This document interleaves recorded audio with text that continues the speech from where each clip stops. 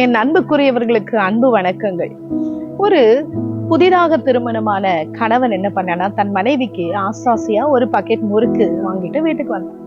இந்த மனைவி தூங்குறதுக்கு முன்பாக ஆசையாய் தன் கணவன் வாங்கிட்டு வந்த முறுக்க சாப்பிடும் போது கடா முடா அப்படின்னு சத்தம் வந்துச்சு. இத வெளியில கூர்ந்து கவனித்து கொண்டிருந்த இந்த கணவனுடைய தாயார் அடுத்த நாள் தன் மகன் கிட்ட உரிமையா சண்டை போட்டாங்களாம். என்ன, உன்னை ஆசாசியா வளர்த்து பெத்து ஆளாக்கி உனக்கு கல்யாணமும் பண்ணி வச்சிருக்கனே, அம்மாக்கு நீ என்னைக்காவது ஆசையா நீ வாங்கிட்டு வந்து கொடுத்துருக்கே ஏதாவது அப்படின்னு சொல்லி, நேற்று வந்தவளுக்கு பாரு நீ அவளுக்கு வாங்கிட்டு வந்து கொடுக்குறேன்னு சொல்லி ஆசையா சண்டை போட்டாங்களாம். கணவன் யோசித்தான், என்னடா பண்றது, மனைவியை சந்தோஷப்படுத்தணும், அம்மாவும் சண்டை போடக்கூடாது, என்ன பண்ணலாம்? அடுத்த நாள் என்ன பண்ணா, வெளியே சாப்பிட்டா சத்தமே வராத மாதிரி மனைவிக்கு அல்வா வாங்கிட்டு வந்து கொடுத்தாங்க. 2 பேரும் சாப்பிட்டாங்க. வெளியே சத்தம் கேட்கல, அம்மாவும் எதுவும் கேட்கல, அம்மாவை ஏமாத்திட்டாங்க. பிரியமானவர்களே, இந்த ஒரு நகைச்சுவையான இந்த விஷயத்திலிருந்து நாம் என்ன கற்றுக்கொள்ளுகிறோம்? ஈஸியா அவங்கள ஏமாத்திட்டாங்க.